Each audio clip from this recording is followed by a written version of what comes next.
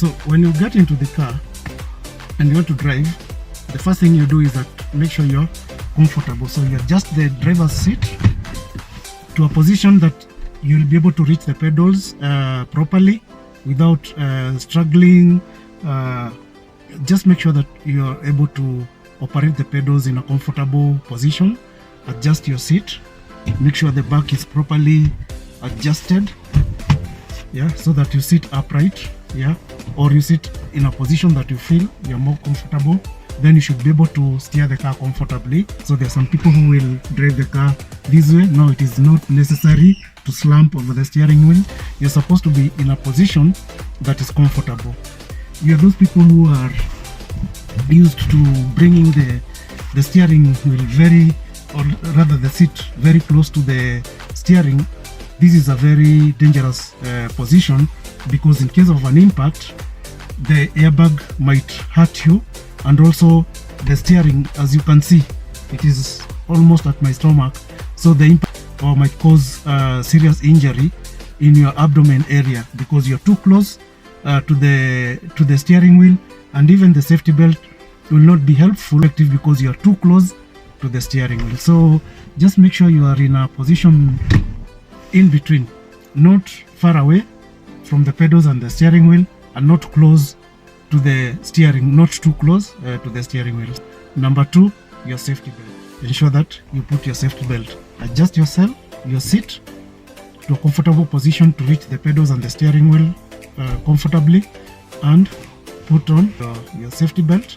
Then now we are ready to start the car and drive. Coming to start the car, make sure your brake is pressed, yeah, the handbrake is on, and the car is at parking position. Then now we are ready to start the car. So we've started the car and we are ready to move. Yeah, so that is the process of getting ready to drive a car. Number 3, ensure that your side mirrors are properly adjusted. You are able to see on your side mirrors, yeah. So just make sure your side mirrors are properly adjusted. Ensure you inspected the car. Just always go around the car in case you have a flat tire or there is an obstacle. Probably there is a stone you need to remove. So it is always good to observe the surroundings of the car, be able to know the controls of the car. And here we have the lights control lever. So this is to indicate right or left. So this is your indicator lever, and it also has the switch that controls the lights, that puts on the lights. So that is always on your right side of the car. Some models have it on the left side. And when you come to the left side of the car, then we have your lever for controlling the wipers when it's raining. This side, this lever is always used for controlling your wipers when it's raining. So when you're learning how to drive a car, the person who will be teaching you how to drive the car will first give you the basics of how these controls work, because it is important to know about these controls when you're going to start driving an automatic car. Let us look at the gear arrangement for this car. It has the basic gear setup like we've seen. So this is the gear setup. So we have your parking. This is your parking, the P. Then we have your reverse. This is your reverse. Then we have your neutral. This is the neutral. And we have your drive. Yeah. So that is how the gears are arranged in this particular car. And this is the basic arrangement for any automatic car. It is a standard basic arrangement of the automatic gear for any standard car.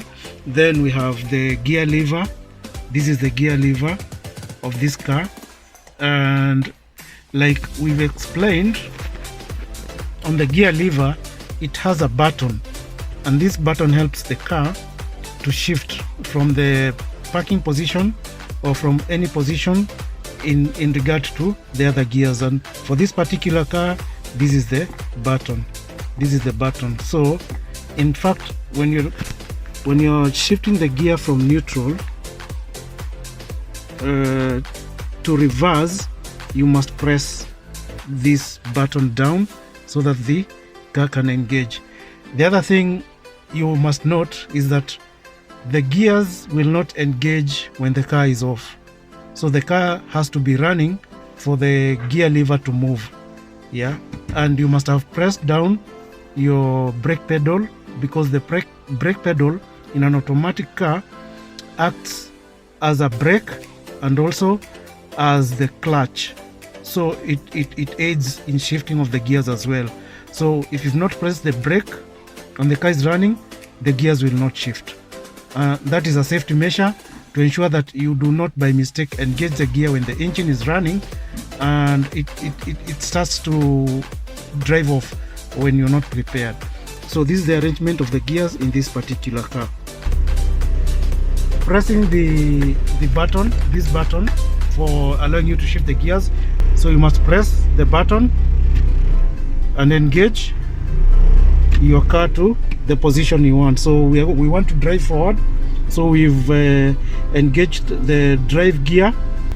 Then once you've engaged and while your brake is still pressed, you release the handbrake, and now the car is ready to move when you release your brake. So we slowly release the brake. Yeah, we slowly release the brake, and the car has started to move. Yeah, and the car has started to move. So as you can see now, we are moving.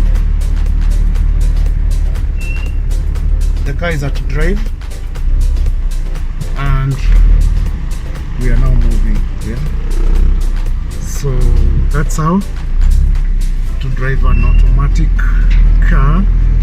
Now when you want to stop the car,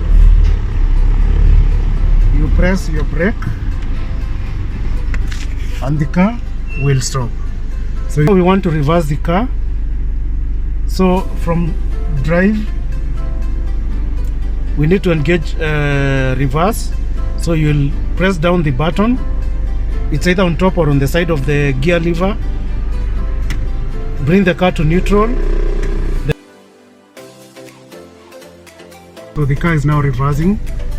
As you can see, we are on the reverse gear. Yeah, we are on the reverse gear, and the car is reversing.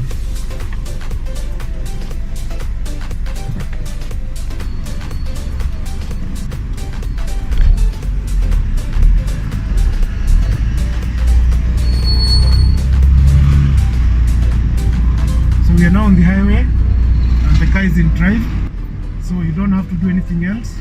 Your work is just to control the car and make sure that you look at the side mirrors, observe the traffic behind using your rear view mirror, using mirror, and using the right side mirror.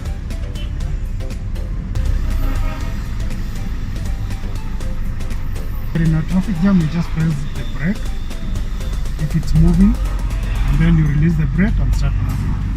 So you don't have to engage handbrake. If the jam is moving, you just press your brakes and the car will stop. And then as the jam keeps moving, you release the brake and accelerate the car. So that's how you move the car on a traffic jam.